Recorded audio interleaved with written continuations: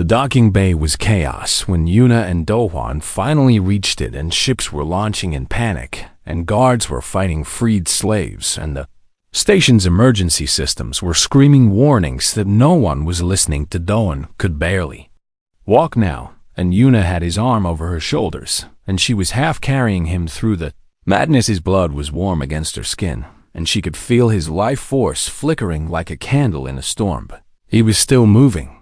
He was still fighting. The wandering star sat on landing pad 7, and its engines were already glowing, and a young human was standing at the base of the ramp and shouting for them.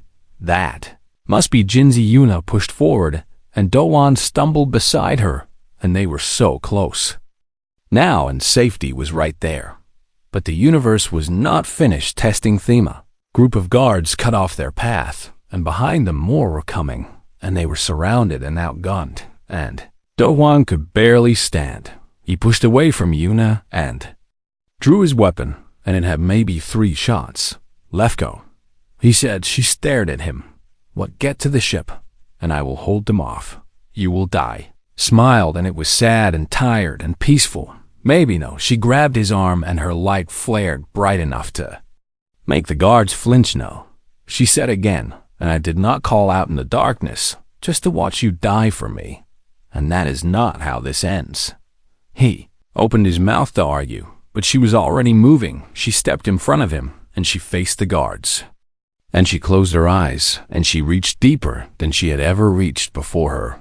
People had abilities that most species did not understand, and empathy was just a surface, and beneath it was something older and stronger. She could not fight, but she could make them feel. She opened herself completely, and she broadcast everything, not just her own emotions, but the emotions of every slave who had suffered in this place, and every life that had been broken, and every hope that had been crushed. She showed them what it felt like to be cargo, and to be property, and to be nothing. The guards staggered. Some of them dropped their weapons. Some of them fell to their knees. Some of them simply stood frozen as grief and horror washed through them. It was only seconds, but it was enough. The freed slaves surged forward and overwhelmed the stunned guards, and the path to the ship was clear. Do-hwan grabbed Yuna as her legs gave out, and now he was carrying her, and the irony was not lost on either of them. They stumbled up the ramp together, and Jinseo hit the controls, and the ramp closed, and the ship lurched into motion. Bora met them in the cargo bay, and her face went pale when she saw how much blood Do-hwan had lost. "Get into the medical bay," she ordered. And Jinseo appeared to help carry the captain. Yuna tried to follow, but her body had nothing left, and she collapsed against the wall and watched them take him away. The ship shook as weapons fire hit the hull. Jinseo ran back to the cockpit, and Yuna heard him shouting coordinates and felt the lurch as they entered. Faster than light travel. Then there was silence. She sat on the floor of the cargo bay, and her light was dim again, but not as dim as before, and she realized that other beings were sitting with her. A dozen freed slaves had made it aboard, and they looked as lost and broken as she had felt just days ago, but they were free. She closed her eyes and let herself rest. She woke. She was in a small cabin, and someone had wrapped her in blankets, and there was warmth around her that she had not felt in months. She found Do-hwan in the medical bay, and he looked terrible. Bandages covered most of his torso, and his face was pale, and monitors beeped in steady rhythm beside his bedbud. He was alive. Bora stood beside him, and her eyes were red as if she had been crying, and she looked at Yuna with an expression that was hard to read. "He lost a lot of blood," she said, "and he almost died twice on the table, and he is an idiot." Tuna nodded. "He is." Bora laughed, and it was wet and shaky, but real. "Yeah, well, and welcome aboard. I guess over." The following days, the ship traveled through safe space, and the freed slaves were treated and fed and given places to rest. Some of them had families to contact and destinations to reach, and one by one, they arranged for transfer to other vessels or stations where they could start new lives. Yuna stayed. She was not sure why at first, but she found herself drawn to the rhythm of the ship and the quiet warmth of its crew. recovered slowly, and his body healed, but she could sense that other wounds remained. She found him one night sitting alone in the observation deck and staring out at the stars. She sat beside him, and they were quiet for a long time. "Why did you really come?" she asked finally. He did not answer immediately years ago, he said, and his voice was soft, and there was a ship and people who needed help, and I was too late. She waited. I never knew who they were or what happened to them, and I have carried that weight ever since. He looked at her, and his eyes were tired but clear. "When I heard you calling, and I do not know how that happened, but when I heard you, and I knew I was close enough to answer." He shook his head. "I could not walk away, and not again." She understood.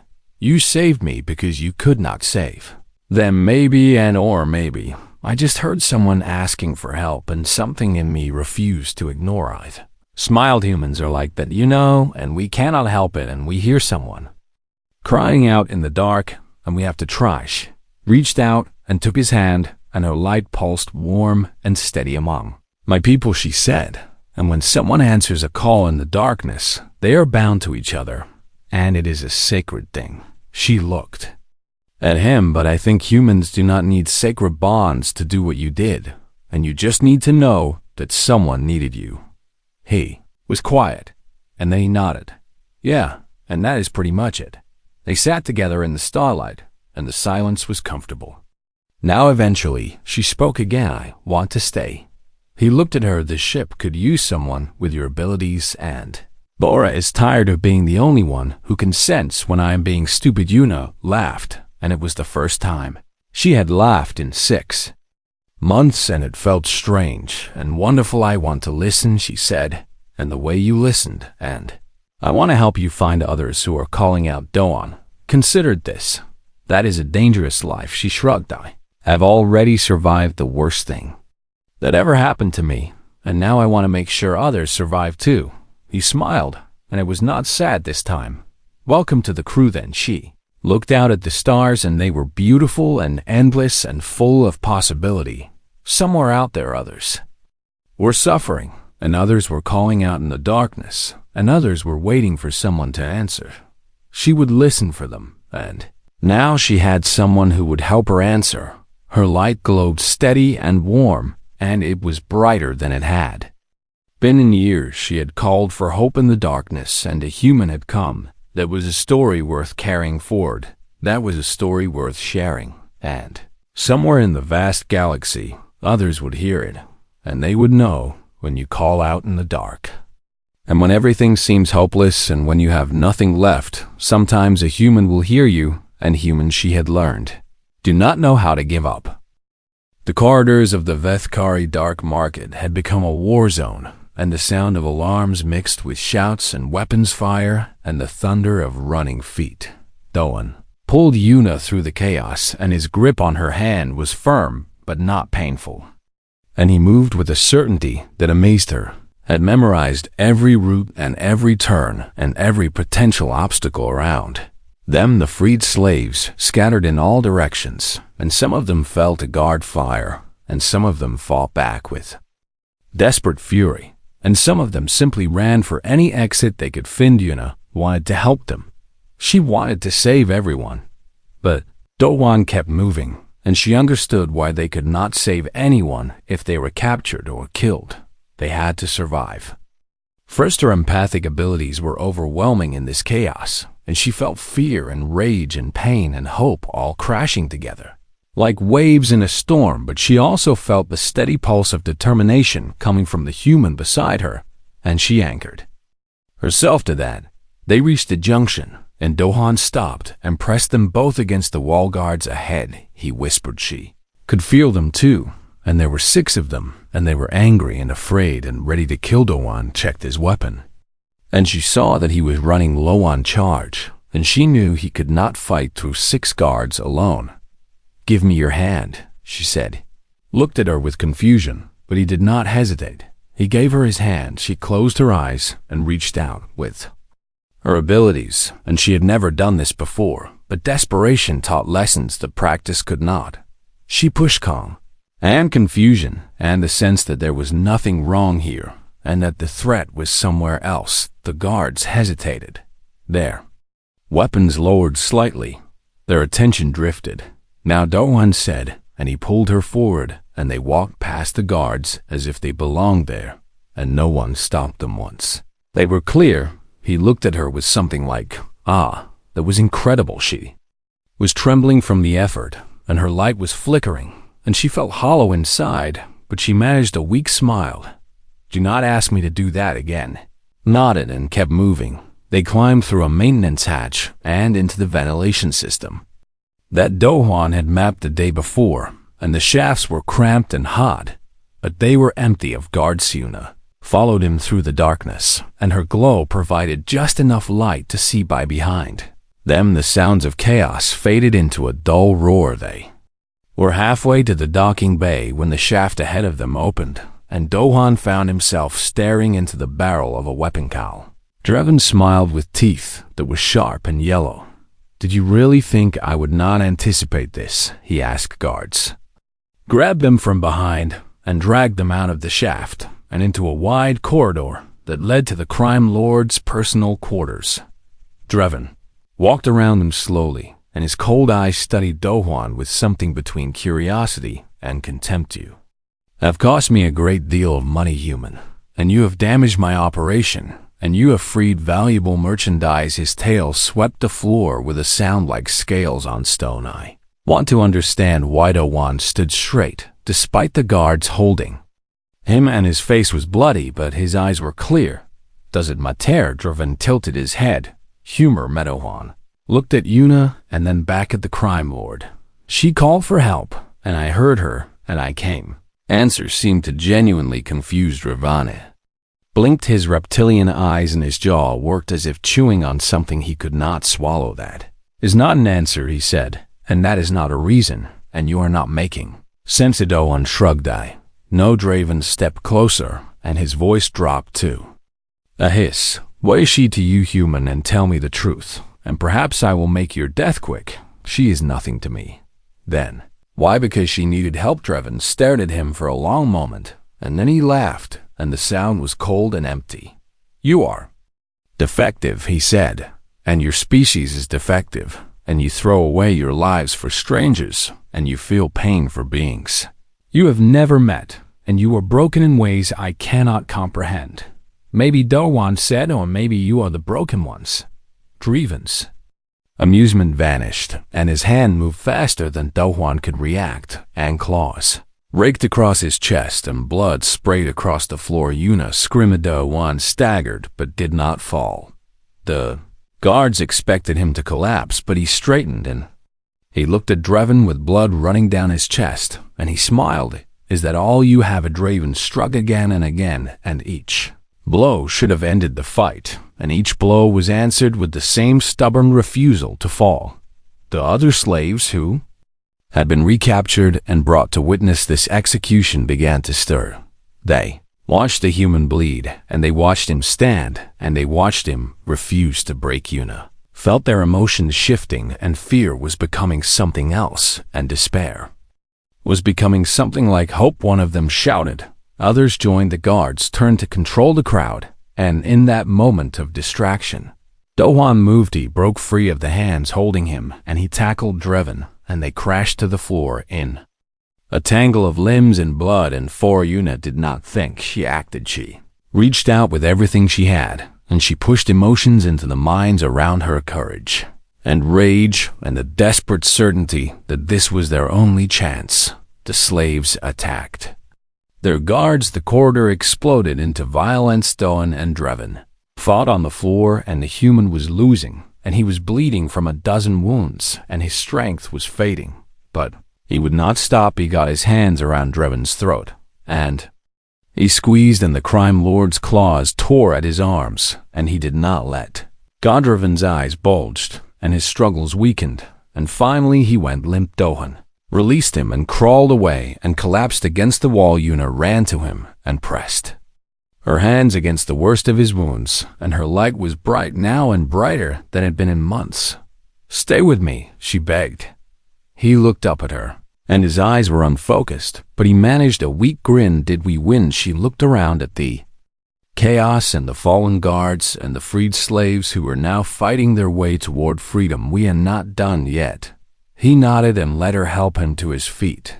The docking bay, he said. They ran, or rather she ran, and he stumbled and leaned on her, and left a trail of blood behind them, but they ran together, and behind them the slaves of the Vethkari. Dark Market rose up and followed, because a human had shown them what it looked like to refuse to give up. Dowan spent the next cycle doing things that made no sense to anyone watching him. He visited 3 different bars and drank too much and talked too loudly and stumbled into walls and laughed at nothing. He picked fights he did not finish and got thrown out of establishments and made a general nuisance of himself. The aliens around him watched with contempt and confusion. Humans were already considered strange by galactic standards, but this one seemed particularly broken. What they did not see was the map building in his head. Every time he stumbled, he noted the position of a guard, and every time he got thrown out, he memorized an exit route, and every time he laughed, he counted the seconds between security patrols Bora had given him. A small device that looked like a cheap communicator, but was actually a scanner, and he used it to map power junctions and ventilation systems and structural weak points. By the end of his performance, he knew the lower levels better than most of the beings who worked there. He returned to his ship and washed the smell of alien alcohol from his clothes, and sat down with his crew to finalize the plan. Bora would handle the power grid, and she had identified 3 junction points that would black out the slave-holding area when triggered. Geo would keep the ship ready for immediate departure, and he would monitor station communications and warn them if reinforcements were coming. Dewan would go in alone. Bora objected to this. Jinseo objected to this. Dowan overruled them both. The more people involved, the more things could go wrong, and besides, he could not ask his crew to risk their lives for a stranger they had never met. Bora grabbed his arm and told him that he was being stupid, and that humans did not have to do everything alone. He told her that this was not about being human. This was about not putting more people in danger than necessary. She did not believe him, but she let go. That night, Dowan lay in his bunk and stared at the ceiling and wondered what he was doing. He had no connection to this Selenari woman. He owed her nothing. He had problems of his own and a ship that barely flew and a crew that depended on him. Walking into a crime lord's territory to rescue a slave was the kind of decision that got people killed. That every time he closed his eyes, he felt that pull again, grief and hope tangled together. A voice calling out in the darkness, "Someone please, anyone." He had heard calls like that before years ago. He had not been able to answer then. The memory came unwanted, and he pushed it away, but not before it left its mark. A small transport under attack and slavers closing in, and a distress call that he had picked up too late by the time he arrived there. Was nothing left but debris and silence. He never found out who had been on that ship. He never knew if anyone had survived. But that he had carried the weight of that failure ever since. Now someone was calling again, and this time he was close enough to answer. He would not fail again in her cell. Yuna felt the change in the station's rhythm. Guards moved differently, and there was tension in the air, and she could sense fragments of emotion that did not belong to the usual pattern. Something was coming. She did not know what, but she knew it involved the human. Her glow pulsed stronger without her willing it, and the other slaves in nearby cells looked at her with confusion. She had been dim for so long, and now she was brightening. One of them asked her what was happening. She told them to be ready for what they asked. She did not know just ready. Kyle Dreven received reports in his private quarters, and his cold eyes narrowed as he listened. A human had been asking questions. A human had been mapping the lower levels. A human had been seen near the slave-holding area. His lieutenant asked if they should be concerned, and Dreven considered the question. Humans were not impressive individually, and this one seemed to be alone and probably unstable. But there was something about human behavior that Dreven had learned to respect. They were unpredictable. Other species operated on logic and self-interest, And you could anticipate their moves if you understood their motivations. Humans were different. They did things that made no sense, and they took risks that no rational being would take.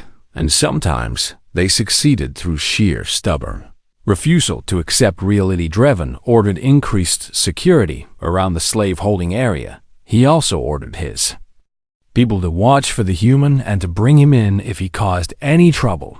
A live human would sell well on the market. Perhaps even better than the Selenarith. Next morning, Dohwan made his move. He approached the entrance to the slave-holding area openly, and the guards challenged him, and he told them he wanted to make a purchase. They laughed and told him the auctions were held in the upper levels, and that he had no business here. He insisted. They grew hostile. He threw the first punch. It was a calculated decision, and the fight that followed was brief and loud, and it drew every guard in the vicinity toward the entrance. Meanwhile, Bora triggered the first junction. The lights flickered and went dark in the eastern corridor, and the guards cursed and called for backup. Doan fought until they overwhelmed him, and then he let them drag him deeper into the complex. This was part of the plan. They took him to a holding room and beat him for a while and asked him questions he refused to answer, and then they left him alone to soften up before the next round. He waited until he heard the second blackout hit. Then he moved to restraints they had used were standard issue, and he had been breaking out of similar restraints since his military training. He was free in 30 seconds. The door was locked, but the power fluctuations had weakened the security system, and he had it open in another minute. The corridor outside was chaos. Guards ran in every direction, and emergency lights cast everything in red, and alarms blared from somewhere deeper in the complex. Doan moved through the confusion like a ghost. He had memorized every turn and every junction, and he knew exactly where he was going. Cell Block 7. Yuna felt him before she saw him. That warmth again, and that strange determination, and something else underneath it all, something that felt like old pain transformed into new purpose. The cell door opened, and he was there, bloody and bruised and grinning like a man who had lost his mind. Time to go, he said. She stared at him. You came back. He unlocked her chains and helped her to her feet, and his hands were gentle despite the urgency. I told you I would. She could not understand him. No one did things like this. No one risked everything for nothing. But he was here, and he was real, and he was pulling her toward the door. They moved through the corridors together, and she stayed close to him, and her light grew brighter with every step. Other slaves watched them pass, and she saw hope kindle in eyes that had been dead for years. Some of them began to pull at their restraints.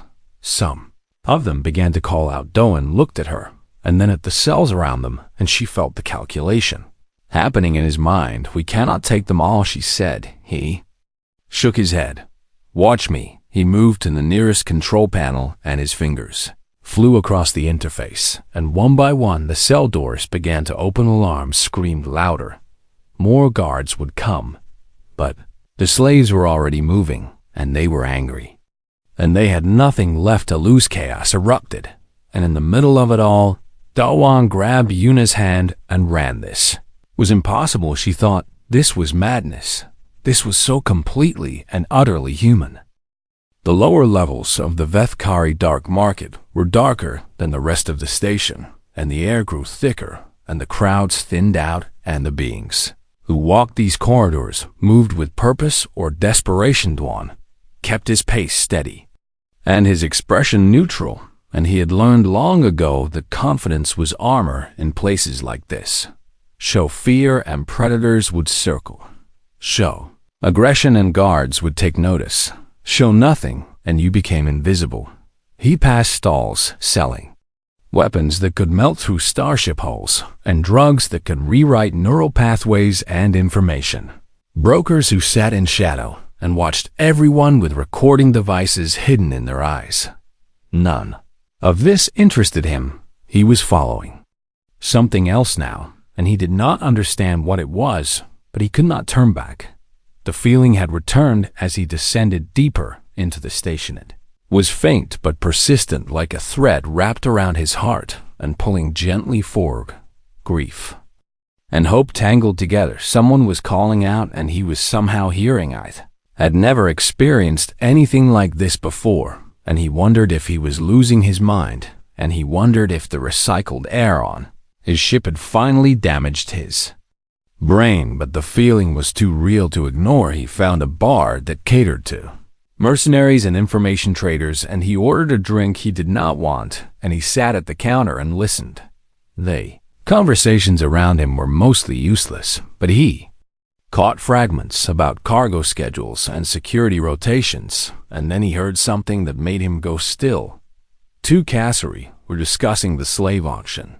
They mentioned a Selenari who had failed to sell, and they laughed about the crime lord who was stuck with damaged goods, and one of them said that Dreven would probably sell her to the organ harvesters before the cycle. And Selenar Dwan had heard of the Mempas with bioluminescent skin, peaceful people who had been scattered across the galaxy by a series of wars they had not started.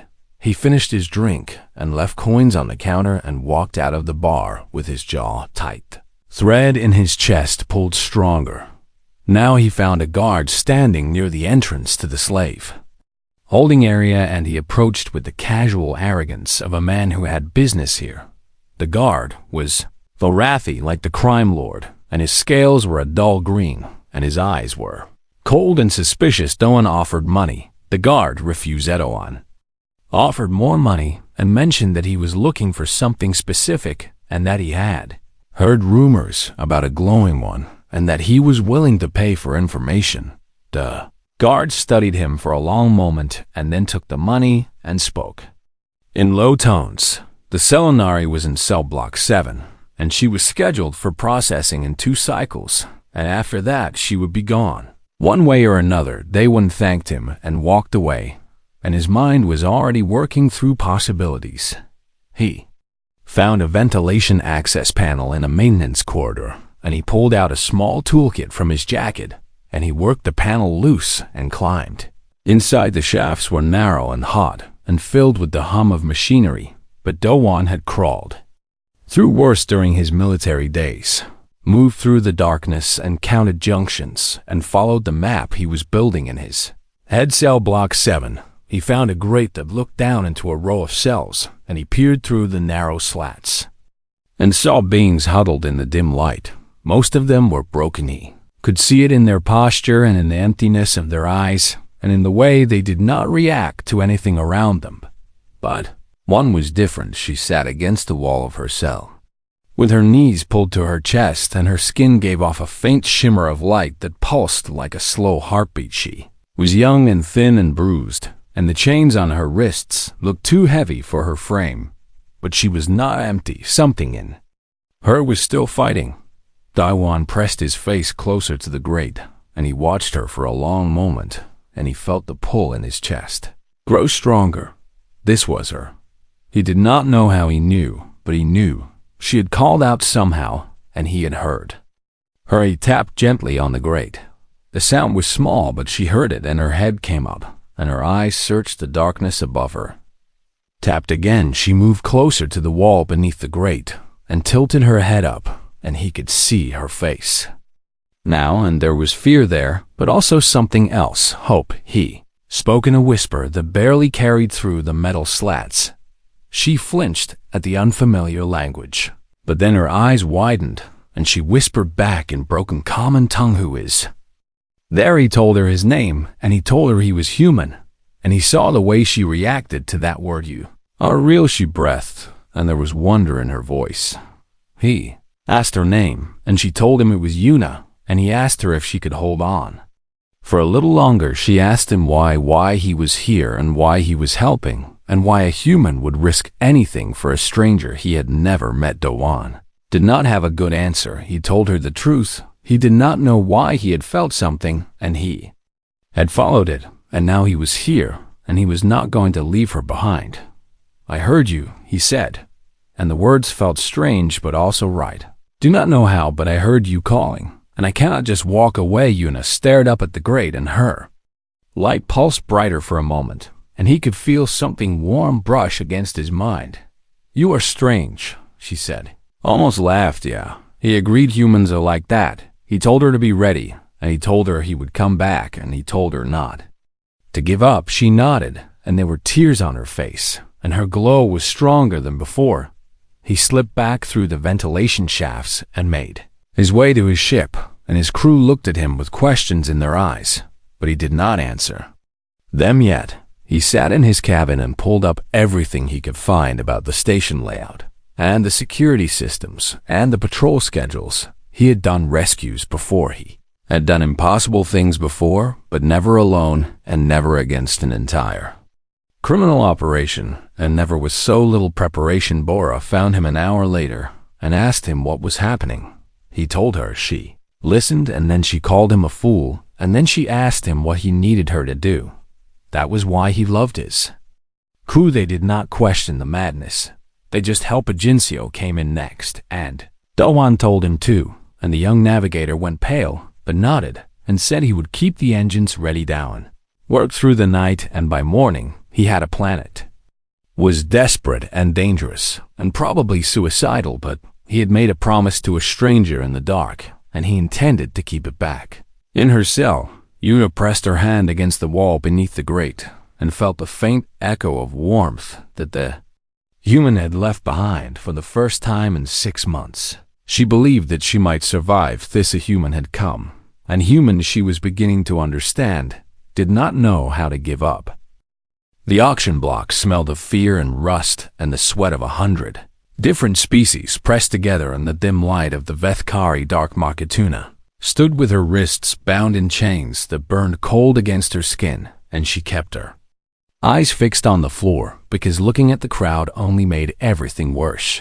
She was Selinari, and her people were known across the galaxy for the soft bioluminescent glow that lived beneath their skin, and for the empathic abilities that let them feel the emotions of others like waves against a shore.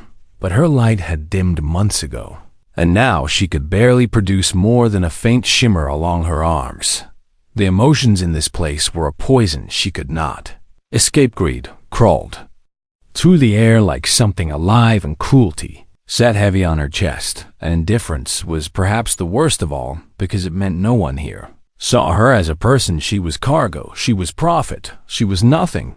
The auctioneer was a tall creature with too many eyes and a voice that carried through the chamber like grinding metal. He listed her qualities as if reading from a menu, and he mentioned her empathic abilities and her youth and her potential for domestic service or entertainment or other purposes he did not name directly. Una felt sick 6 months ago. She had been on a refugee transport, fleeing a border conflict, and she had been traveling with her younger brother and their aunt, and they had believed they were heading toward safety. The slavers had intercepted them in the dead zone between territories, and everything after that had been a nightmare she could not wake from. She did not know where her brother was now. She did not know if he was alive. The bidding began, and numbers were called out in currencies she did not recognize, and she felt the interest of the crowd like pressure against her skull. A Morvathi merchant raised a limb to bid, and she sensed hunger in him that made her want to scream. A Cassari noble clicked her mandibles, and Una felt cold calculation and nothing else. Then the bidding slowed, and the numbers stopped climbing, and the auctioneer made sounds of disappointment. The reserve price had not been met. Una did not know if this was better or worse. Dreven watched from his private balcony above the auction floor, and his reptilian face showed no emotion, but she could feel his anger burning like acid in her mind. He was Thorathi, and he ran the slave wing of the market with absolute authority, and he had paid good money for her, and he expected a return on his investment. When the auction ended without a sale, his guards came for her, and they dragged her back toward the holding cells, and one of them struck her across the face. When she stumbled, the pain was sharp, but brief. She had learned to endure pain in her cell. She curled against the wall and pressed her forehead to the cold metal and tried to remember what hope felt like. The other slaves around her had given up long ago, and their emotions were flat and gray and empty, and she felt herself sinking into that same emptiness. But something in her refused to let go. She had heard stories during her captivity, and the other slaves whispered about many things in the theory. Dark, and one subject came up again and again. Humans. They were a young species from a distant world, and they had only recently joined the galactic community, and most species did not think much of them. They were soft and fragile and short-lived, and they had no natural weapons and no special abilities, and their technology was unremarkable. But the story said strange things about them. One slave had whispered that humans would fight to the death for strangers they had never met, and another had claimed that humans adopted creatures from other worlds and treated them as family, and a third had spoken of a human who had walked into a burning station to save children who were not even his own species. Una did not know if any of it was true. It sounded like myth and legend and wishful thinking, but she held on to those stories anyway because they were all she had. She closed her eyes and reached out with her empathic abilities, and she did something she had never tried before. She sent out a call, not to anyone specific and not with any real hope of being heard, but just a raw broadcast of everything she felt: desperation and fear and loneliness and grief, and underneath all of that a tiny spark of hope that refused to die. She pushed it out into the void like a message in a bottle thrown into an endless ocean. Please, she thought, someone please. Anyone. The docking bay on the far side of the station, a human freighter settled onto the landing pad with a groan of old engines and stressed metal. The ship was called the Wandering Star, and it had seen better days, and its captain had to go on. Stepped down the loading ramp and stretched muscles that ached from too many hours in the pilot's seat, and he ran a hand through his short black hair and squinted at the harsh lights of the market. He was here for engine parts. That was the official reason anyway. The Vethkari dark market was a dangerous place, and most sensible captains avoided it. But Dohan needed a specific converter that was no longer manufactured legally, and this was the only place he could find one. He had been a soldier once, and then a security contractor, and then a man running from memories. He could not outrun, and now he was just a cargo hauler, trying to keep his ship flying and his crew fed. His crew was small, just himself, and an engineer named Bora, and a navigator named Jinseo, who was too young to be in a place like this, but had nowhere else to go. He told them to stay on the ship and keep the engines warm, and then he walked into the station alone. Market assaulted his senses immediately, and there were sounds and smells and sights that no human should have to process, and he kept his head down and his hand near the pistol on his hip. He had dealt with places like this before. He knew how to move through them without attracting attention. But as he walked, something strange happened. He felt a pull. It was not physical, and it was not a sound, and he could not explain what it was, but something tugged at his chest like a hook buried deep in his ribs. Grief and fear and loneliness washed over him, and none of it was his own. He stopped in the middle of a crowded corridor. Another being shoved past him and cursed at him in languages he did not understand, and he stood there trying to make sense of what he was feeling, and it was gone. He shook his head and blamed exhaustion and too little sleep and the bad rations he had been eating for weeks. He continued toward the parts dealer and tried to forget about it, but he could not forget. Something had called to him from somewhere in this station, and he had heard it, and now he could not unhear. I'd found the parts dealer and negotiated the price and arranged for delivery to his ship, and then he stood outside the shop and looked down the corridor toward the lower levels, toward the slave markets, toward whatever had cried out in the dark. He should go back to his ship. He should mind his own business. He should survive. But Dawan had never been very good at doing what he should. He turned and walked toward the lower levels, and he did not know what he would find there. But he knew he could not walk away, not this time.